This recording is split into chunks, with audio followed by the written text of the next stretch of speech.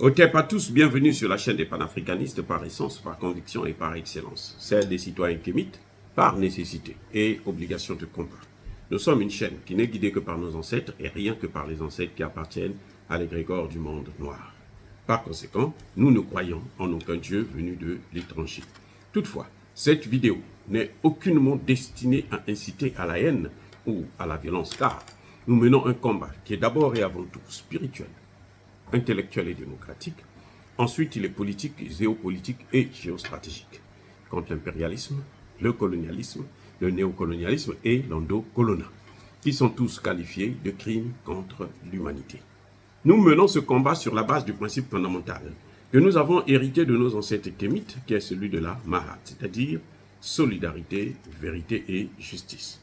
Vous êtes donc en droit de connaître la vérité et nous avons l'obligation de vous dire la vérité, rien que la vérité, afin que justice soit rendue au continent africain. Et ça, c'est notre modeste contribution dans cette noble lutte en faveur de la souveraineté, la dignité, la solidarité et l'unité africaine.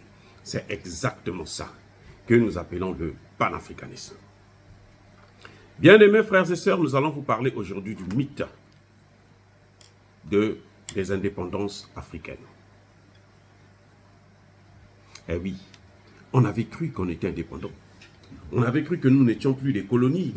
On avait cru que la France ne tenait plus nos pays. Mais Emmanuel Macron, tellement idiot, tellement bête, je vous ai dit ça depuis très longtemps. Je l'ai observé d'abord pendant plusieurs années.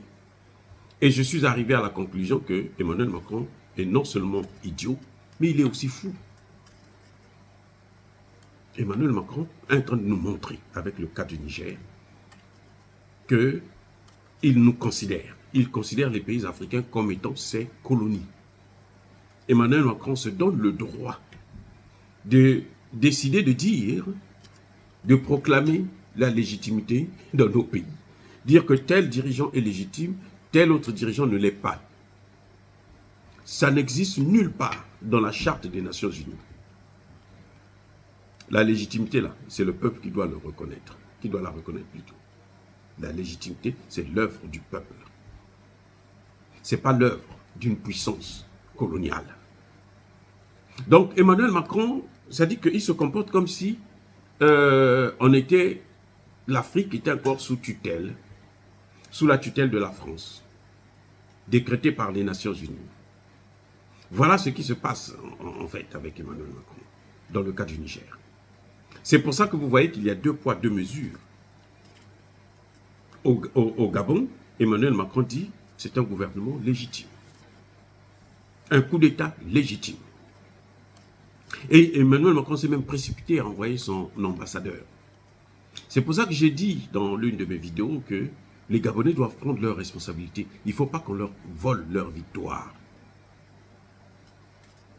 Le général Olingi ne peut pas seul mener la guerre contre la France. Il va la perdre, on va le tuer. Par qui? Par des Gabonais. Ce qui rend fort un dirigeant, un leader africain, c'est son peuple. Voyez, Emmanuel Macron, quand il dit que nous, on ne part pas du Niger, parce que Bazoum n'a pas démissionné. Nous, on ne part pas du Niger tant que Bazoum ne nous donne pas son mot d'ordre.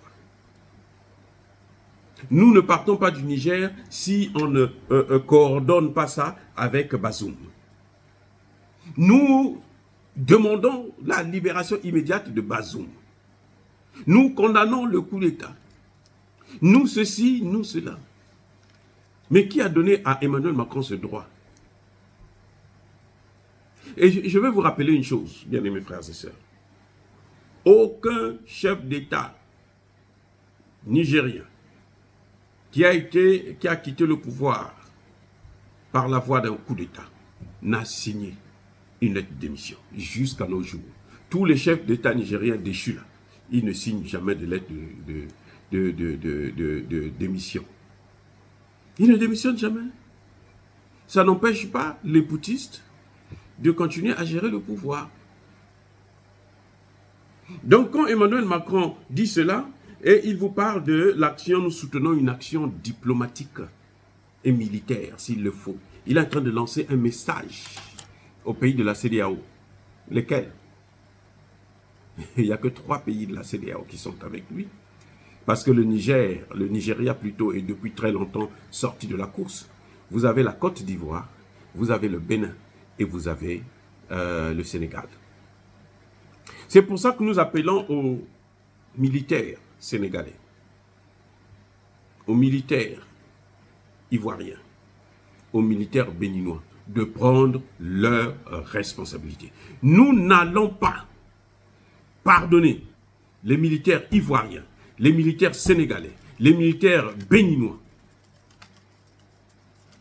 Si la France venait à faire la guerre au Niger via ces 3 pays, nous n'allons jamais pardonner les généraux, les officiers, les militaires de ces 3 pays-là. Nous faisons nos guerres, nous nous battons entre nous, entre frères. Il y a parfois des contradictions qui entraînent parfois la violence, ça peut arriver. Mais lorsque un étranger arrive pour venir agresser votre frère, on n'a pas le droit de le soutenir. Que les militaires ivoiriens, sénégalais, béninois sachent que s'ils ne prennent pas leurs responsabilités,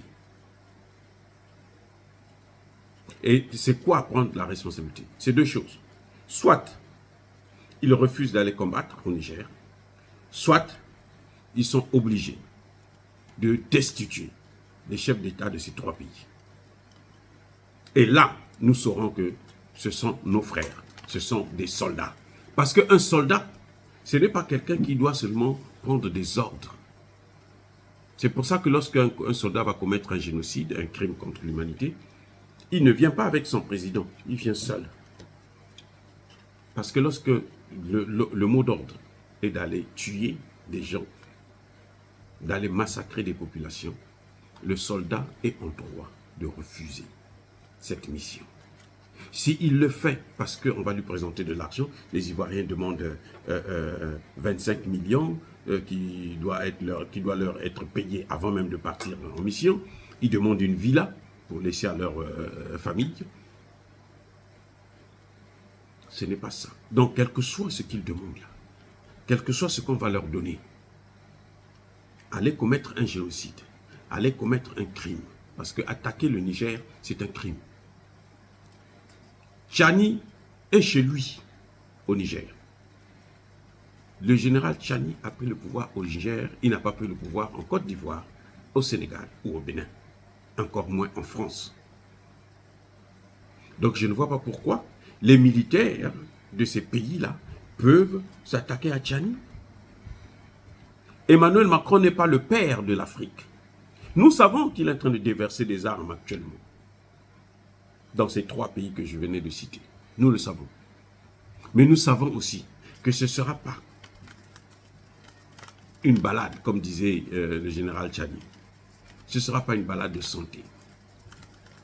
Et nous le souhaitons, d'ailleurs, qu'ils puissent être tous massacrés là-bas. Ça, c'est notre souhait. Parce que qui veut la guerre, là, la reçoit. Ils n'ont pas le droit d'aller faire la guerre.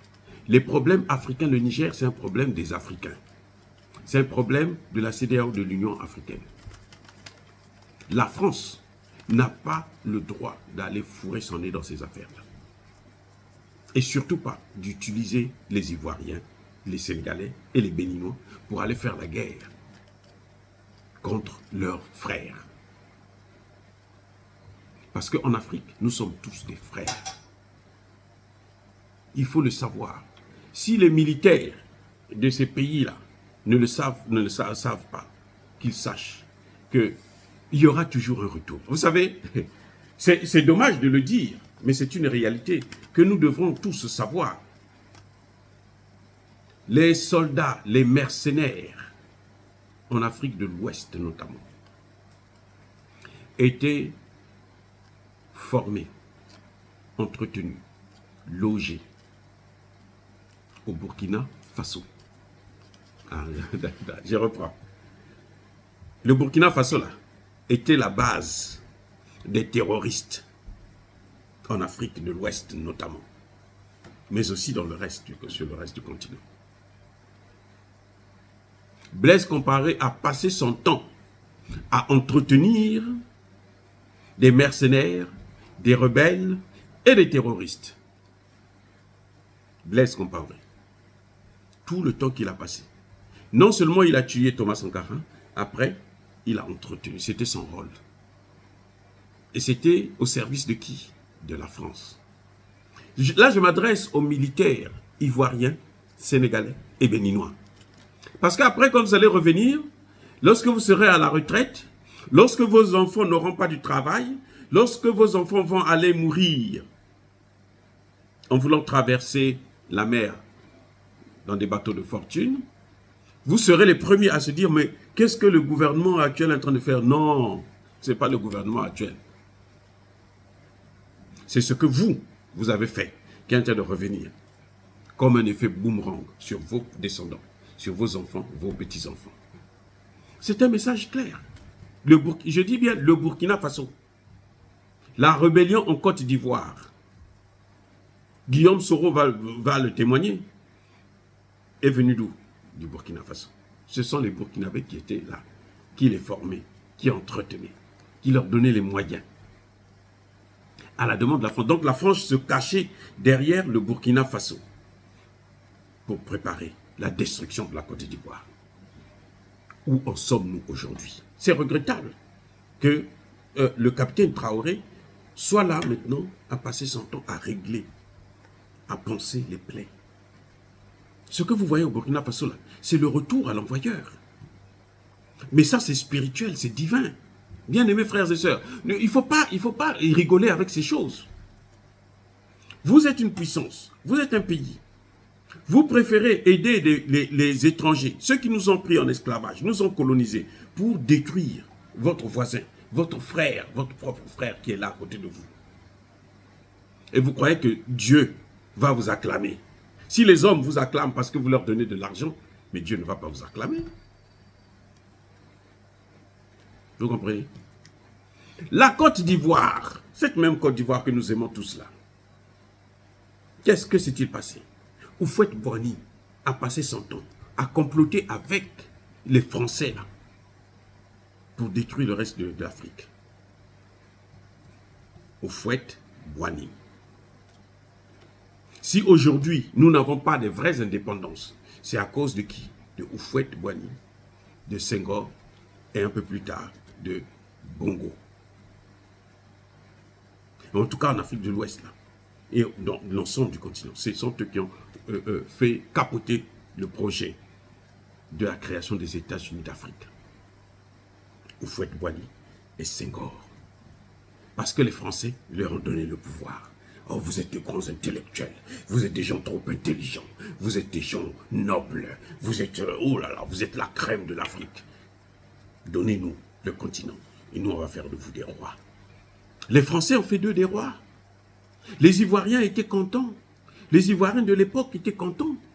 Aujourd'hui, ces Ivoiriens-là sont en train de mettre la main sur la tête parce qu'ils sont en train de voir qu'aujourd'hui, la Côte d'Ivoire est le premier pays à avoir des enfants qui meurent dans le Sahel, dans le désert, parce qu'ils veulent fuir la Côte d'Ivoire.